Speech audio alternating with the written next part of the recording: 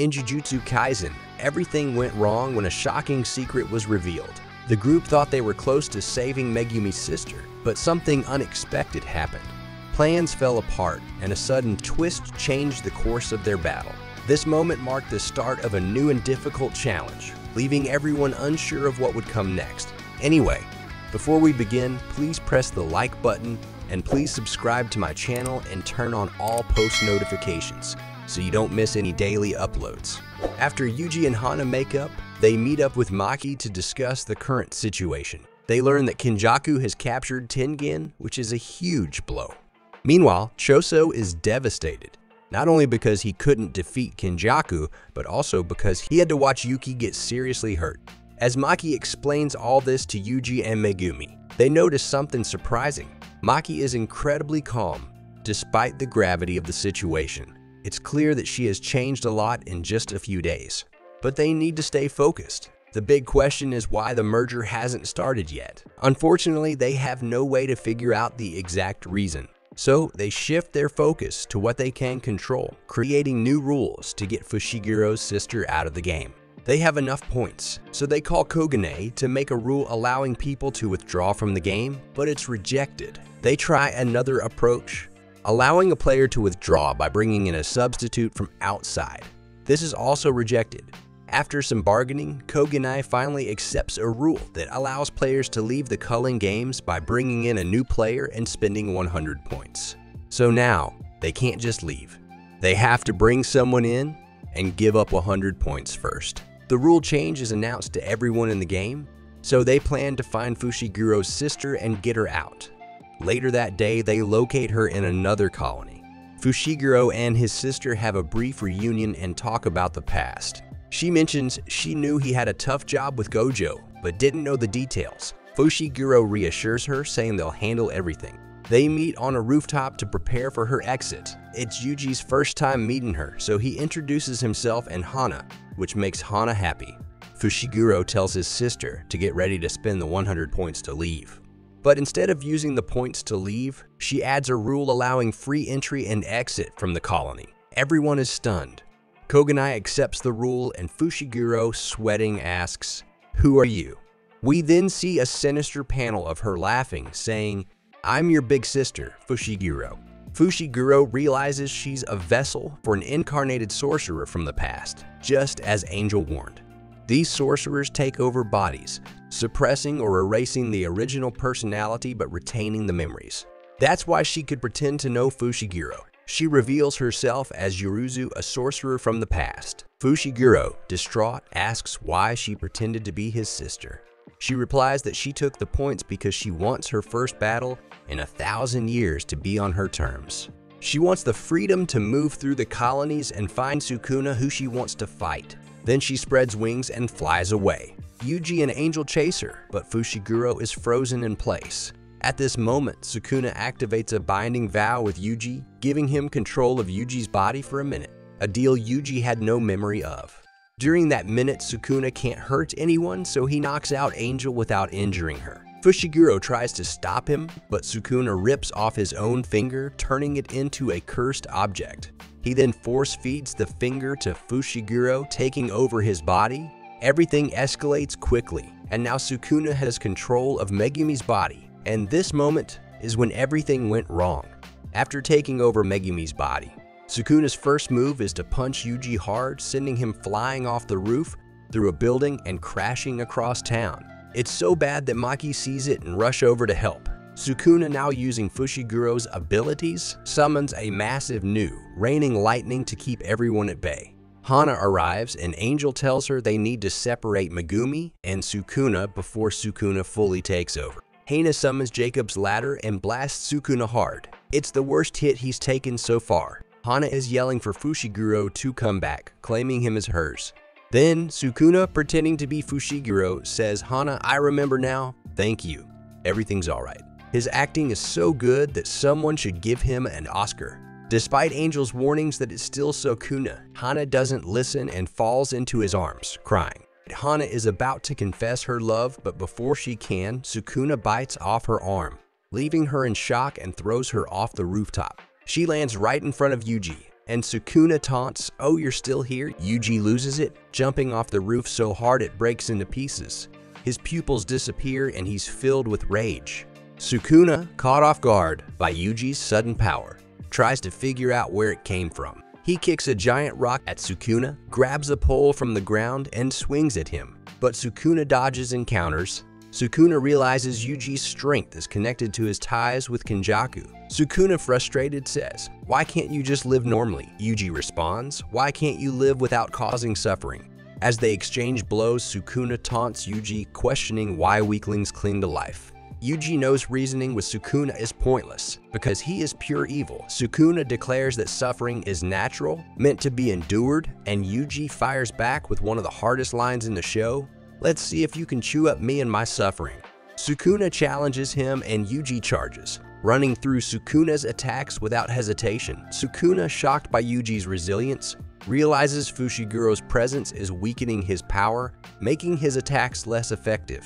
Yuji lands a punch that knocks Sukuna back, but Sukuna quickly regains his composure, thinking he still has enough energy to deal with Yuji. Just then, Maki shows up saying, "Sorry, I'm late." Yuji, ready to fight, tells her, "Let's go.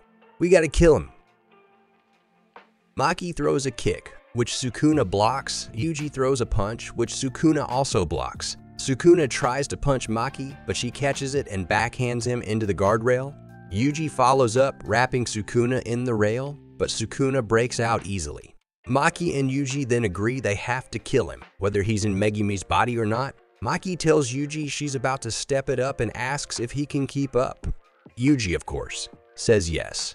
They start attacking Sukuna together, with Yuji coming from the right and Maki from the left. Maki grabs Yuji's leg and swings him to punch Sukuna, but Sukuna parries them both. He slashes the ground, breaking it and forcing them into the air, and punches Maki across the face. She just spits out blood and keeps going, which impresses Sukuna.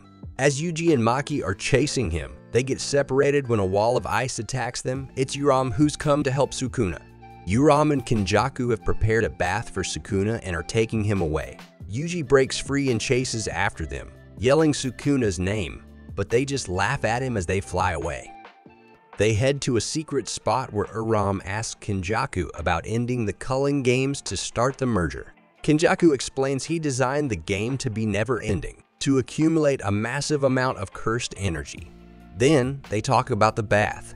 Uram explains it's a ritual to turn family heirlooms into cursed tools using cursed spirits.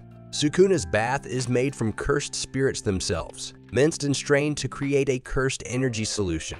The purpose of the bath is to make Megumi's soul sink deeper into darkness, giving Sukuna more control. Sukuna hops out of the bath and immediately asks where Fushiguro's sister is, wanting to fight the sorcerer in her body to fully take over Megumi. Kenjaku doesn't understand why Sukuna cares, but Sukuna explains that killing Fushiguro's sister will completely sink Fushiguro within him, giving him total control. Kenjaku then takes Sukuna to where Sumiki is. Before he reaches her, both Uro and Ryu sense his presence. Uro stays hidden while Ryu faces Sukuna directly. Sukuna doesn't waste time and asks Ishigori to flee. Before Ishigori can respond, Sukuna slashes him across the chest. Surprisingly, Ishigori survives the hit, and Sukuna admits he underestimated him, promising not to hold back on the next strike. Ryu tries to charge up an attack, but Sukuna cuts him down before he can finish. Finally, Sukuna finds the sorcerer inhabiting Fushiguro's sister. She jokes that he can change his face whenever he wants, but she prefers his current look for future reasons. Sukuna, uninterested, says there's no future for her and attacks. Her technique involves controlling liquid metal, which she uses to launch a follow-up attack after Sukuna dodges the first strike. They exchange blows and Sukuna kicks her back, but she keeps flirting with him, mentioning Angel was there and didn't even sense his presence. But she was able to sense him right away. It was clear she was completely obsessed with Sukuna. She kept pushing him, saying she wanted to be the one to kill him and for him to kill her. She asked what she'd get if she won, and Sukuna, annoyed, said everything. She took it to mean marriage and started fantasizing about their life together, even talking about destroying villages for their wedding ceremony. Sukuna was fed up and summoned divine dogs using Fushiguro's techniques, sending them after her. She countered with her liquid metal, creating a clash. They ran alongside each other, and she surrounded him with liquid metal, trying to trap him in a metal coffin. Sukuna jumped out, but she pursued him with metal barbs. Then, she questioned him about using Fushiguro's techniques and demanded he use his malevolent shrine against her. Sukuna refused, which only made her more agitated. She insisted he couldn't beat her without his shrine and covered herself in liquid metal, transforming into a giant insect-like form. Sukuna, unfazed, used Fushiguro's shadow technique to summon a giant tranquil deer, which neutralized her cursed energy, rendering her liquid metal useless. He then summoned a piercing bull Shikigami, which hit her hard. Sukuna used the rabbit escape technique to surround her with rabbits. She was confused and asked why he was hiding, thinking he felt guilty, but he was actually laughing. Sukuna then summoned a giant elephant Shikigami and dropped it directly on her, but she took the hit like a champ. Sukuna, being his usual cocky self, started mocking her, saying there was no need for him to use his shrine after all. He taunted her about fighting to be his lover, but she fired back fiercely, insisting she was just getting started and that she'd be the one teaching him about real love. But Sukuna just laughed in her face, which really got under her skin. She began questioning if he truly understood love or if he'd ever known it before meeting her. She was adamant that she would show him what real love looked like and started demonstrating her prowess with her liquid metal technique. We got a flashback to the Hand Arrow Festival where a town was celebrating their god who turned out to be Sukuna. They were holding a harvest in his honor, essentially to appease him so he wouldn't destroy them. It shed light on just how revered and feared Sukuna was in the world of curses. Apparently, he wiped out this elite clan of sorcerers, and they decide to throw him this big feast to show there's no bad blood.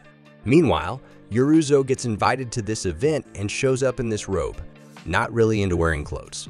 She spots Sukuna hanging out and just bolts over to him. She speed blitzes him and wraps him up in this hug, whispering all these comforting things in his ear, like, "It's okay, you're not alone." Then out of nowhere, this other sorcerer, Yurume, starts attacking her with ice, trying to intervene. Yoruzo fires back, telling her to back off. She declares she's going to be by Sukuna's side from now on, easing his loneliness. But before she even realizes, Sukuna had already sliced her up. Yoruzo brushes it off, saying, "Just as I thought. What a heart-wrenching cut. Your loneliness is mine, and mine alone. I'm the one who's going to end you." It's wild how intense she gets. She managed to construct a perfect spear, which in itself is a big deal because it's supposed to be impossible to create a flawless sphere due to the infinite pressure it generates along its surface, as she activated her domain simultaneously, ensuring the spear would hit no matter what. Yoruzo warns him that if he doesn't counter her domain, he's toast. But then Sukuna chants, "With this treasure, I summon the Divine General Mahoraga," and straight up destroys the sphere. Yoruzo's just frozen in disbelief. She then gets one shot by the Divine General. Sukuna starts talking smack, saying her techniques are inefficient and predictable, always relying on her liquid metal or insect armor. Yoruzo's surprisingly chill about it, saying she's happy he knows her so well. She then gives him a parting gift, telling him to cherish it. Turns out that this gift will end up being super important later on in the story. The last scene shows Fushiguro inside Sukuna, totally despairing because technically his sister died by his own hands. It's heavy stuff, like a dark cloud hanging over everything. The focus shifts to Kenjaku, who utilizes his extensive knowledge to introduce new regulations into the culling game. Initially, his proposal faces resistance from Kogane, who fears these changes could inadvertently bring about the game's end. However, Kenjaku cleverly maneuvers by threatening to dismantle the central barrier crucial to the game, a move that would halt its progress and thwart its merging with Tenyot. Throughout the country, various pure barriers aid in suppressing cursed spirits, including those managed by Jujutsu High. One of the most critical pure barriers resides at the Holy Mountain of Haida, alongside others at the Imperial Palace, the Tombs of the Star, and the Yamakuni Mausoleum. These barriers serve as foundational support for the bond barriers integral to the culling game. Tenyin, possessing the ability to release these ancient barriers and potentially prevent the game's initiation, refrains due to the severe consequences it could unleash. Kogane eventually concedes, passing Rule 13 to halt new player entries into the culling game. Kenjaku further imposes Rule 14, dictating that the game concludes only after all players, except Suguru, Fushiguro, have perished. Amidst these developments, a curse user stumbles upon Sukuna's preserved remains within the barrier and decides to retrieve them as a keepsake. News of the rule adjustments quickly reaches the sorcerers of Jujutsu High, prompting speculation that these changes might trigger the long-awaited merger. Maki interprets the new rules as simplifying their objective. Victory hinges on defeating both Kenjaku and Sukuna. We counters likening this challenge to facing Satoru Gojo, to which Maki optimistically notes Gojo's impending return to action. Shoko takes care of Hana Kurusa's wounds from Sukuna's attack. Even though Shoko tries hard, she can't fix Hana's arm, showing how bad the injury is. The angel says Hana is alive thanks to Ren Amai and Fumihiko Takaba. Yuta asks the angel if she can switch bodies like Sukuna, but she says she can't. Also, those who entered the Culling game can't become cursed objects after they die, which is different from what Sukuna knows. Yuta and the angel agree that Hana's role in their plan will end once they free Satoru Gojo from the prison realm. Hana worries about Fushiguro and what will happen to him. Now that the sorcerers and angel are working together, they have everything they need to free Gojo. Shoko thinks about Gojo's past advice on building strong allies and jokes about Gojo's idea of being alone with all the dangers they face. If you want a part 2, tell me in the comments. Anyway, please tell me your thoughts in the comments below, and please subscribe to my channel and turn on all post notifications so you don't miss any daily uploads.